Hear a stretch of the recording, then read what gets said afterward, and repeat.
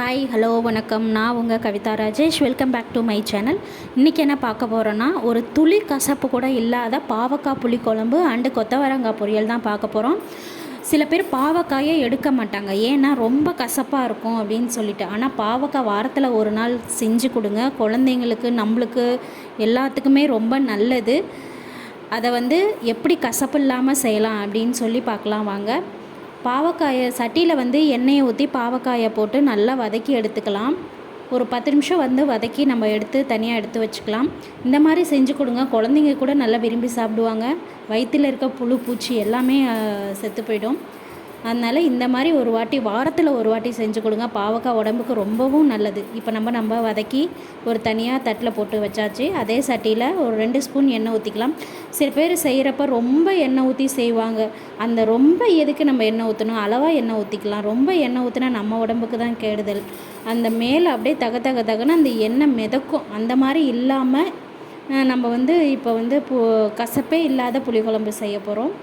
இப்போ 2 ஸ்பூன் எண்ணெய் ஊற்றிக்கிட்டேன். கடுகு, உளுத்தம்பருப்பு, வெந்தயம் ஒரு 1/2 ஸ்பூனு, மிளகு ஒரு 6-7 மிளகு போட்டுக்கிட்டேன். சீரகம் ஒரு 1/2 ஸ்பூன் போட்டுட்டு, அப்புறம் கருவேப்பிலை போட்டு வச்சு 7-8 பூண்டு உரித்து வச்சுருந்தேன், அதையும் போட்டுக்கலாம். சின்ன வெங்காயம் எல்லாம் சேர்த்து நல்லா வதக்கிக்கலாம். இதுக்கு ஒரு அரை தக்காளி மட்டும் அரிஞ்சு வச்சுருக்கேன், ப்ளஸ் 2 தக்காளியை மிக்சியில் போட்டு அரைச்சி வச்சுருக்கேன். நம்ம அந்த தக்காளியை சேர்த்து இப்போ நல்லா வதக்கிக்கலாம். லைட்டாக வதக்குனதுக்கப்புறம் மிக்ஸி ஜாரில் அடித்து வச்சுருந்த தக்காளியை சேர்த்து நல்லா வதக்கிக்கலாம். நல்லா வதக்கிட்டு அப்புறமே நம்ம ஆல்ரெடி வதக்கி வச்சுருந்த பாவக்காயை சேர்த்து நல்லா பெரட்டி விடுங்க. இந்த ஸ்டேஜில் இந்த மாதிரி வதக்கினா போதும். இந்த ஸ்டேஜில் நம்ம பாவக்காயை சேர்த்துக்கலாம். சேர்த்து நல்லா வதக்கி விடுங்க. பாவக்காய் நல்லா வதங்கி வரணும். அப்போ தான் அந்த கசப்பு இல்லாமல் குழந்தைங்க கூட சாப்பிடுவாங்க. அந்தளவுக்கு நல்லாயிருக்கும். நீங்கள் பாவக்காயை முழுசாகவும் அரிஞ்சு போட்டுக்கலாம், ஏன்னா அது வதக்கிறதுக்கு கொஞ்சம் டிலே ஆகும். நான் 2ஆக கட் பண்ணி போட்டுக்கிட்டேன். நீங்கள் எப்படி வேணுமாலும் உங்கள் விருப்பத்துக்கு தகுந்த மாதிரி அரிஞ்சு போட்டுக்கலாம். இப்போ இந்த குழம்புக்கு தேவையான உப்பு சேர்த்து நல்லா வதக்கிக்கலாம். மஞ்சத்தூள் ஒரு 1/2 ஸ்பூனு, வீட்டிலே அரைச்சி வச்சுருந்த குழம்பு மிளகாய்த்தூள் ஒரு 2 ஸ்பூனு சேர்த்து நல்லா வதக்கிட்டு, ஃபஸ்ட்டு தண்ணியை கொஞ்சமாக ஊற்றி நான் அந்த தண்ணியில் தான் கொதிக்க வைக்க போகிறேன். புளி இந்த தண்ணி நல்லா கொதித்ததுக்கப்புறம் புளி ஊற்றலாம். நான் சாப்பாடு வடிச்சுக்கிறேன். நீங்கள் சாப்பாடு வடித்து செய்கிறீங்களா, குக்கரில் செய்கிறீங்களா, ப்ளீஸ் கமெண்ட் பண்ணிடுங்க. இப்போ அந்த தண்ணியிலேயே குழம்பு நல்லா கொதிக்குது. இந்த ஸ்டேஜில் கரைச்சி வச்சுருந்த புளியை நம்ம ஊற்றிக்கலாம். ஊற்றிட்டு இந்த குழம்புக்கு தேவையான 1/2 மூடி தேங்காயை மிக்சியில் போட்டு நல்லா நைஸாக அரைச்சி வச்சுருக்கேன். அதையும் சேர்த்துட்டு இந்த குழம்புக்கு தேவையான தண்ணியை ஊற்றிட்டு நல்லா கொதிக்க வச்சுக்கலாம். ஒரு 5-6 நிமிஷம் கொதிச்சா போதும். ஏன்னா பாவக்காய் ஆல்ரெடி நம்ம வதக்கியாச்சு, அதிலே பாதி வெந்திருக்கோம். அதனால் ஒரு 5-6 நிமிஷம் நம்ம இந்த தண்ணியை நல்லா குழம்பை நல்லா கொதிக்க வச்சுக்கலாம். நல்லா கிண்டி விட்டுட்டு உங்களுக்கு காரத்துக்கு தேவையான காரத்துக்கு தேவையான மிளகாய்த்தூள் சேர்த்துக்கலாம். இப்போ பாருங்கள், நல்லா குழம்பு கொதிக்குது.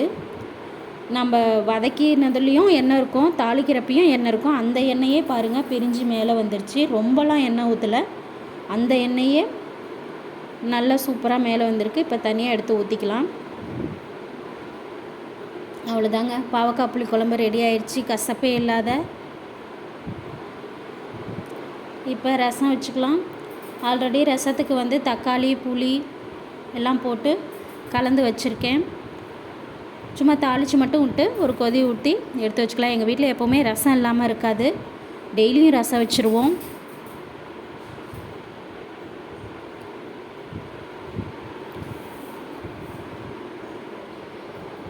நீங்களும் டெய்லியும் ரசம் வைக்கிறீங்களா இல்லையான்னு சொல்லி கமெண்ட் பண்ணுங்கள்.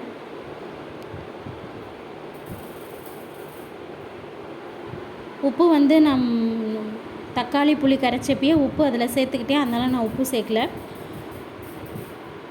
மஞ்சத்தூள் மட்டும் ஒரு 1/2 ஸ்பூன் சேர்த்துட்டு ஒரு கொதி வந்ததுக்கப்புறம் நம்ம தனியாக ஊற்றிக்கலாம். இன்றைக்கி கொத்தவரங்காய் பொரியல் தான் செய்ய போகிறேன். அதுக்கு கொத்தவரங்காயை முதல்ல வேக வச்சுக்கலாம்.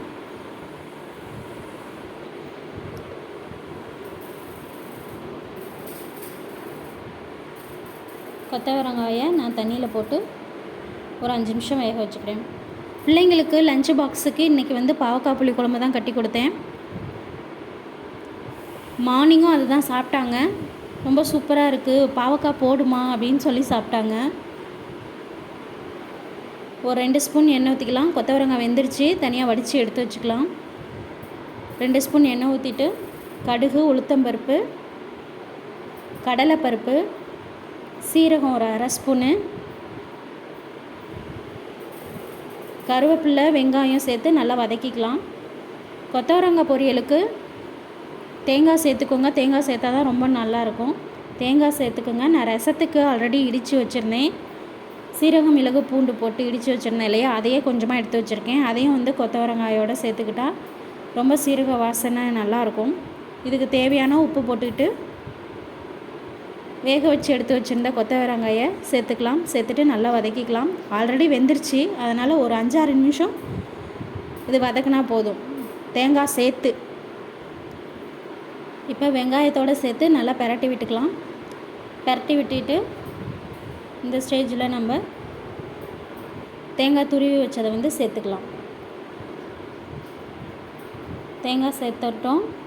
நான் சொன்னேன் இல்லையா, சீரக பூண்டு, மிளகு, சீரகம், பூண்டு இதை சேர்த்து நல்லா மிக்ஸ் பண்ணிக்கலாம். ஒரு 5 நிமிஷம் மிக்ஸ் பண்ணால் போதும்.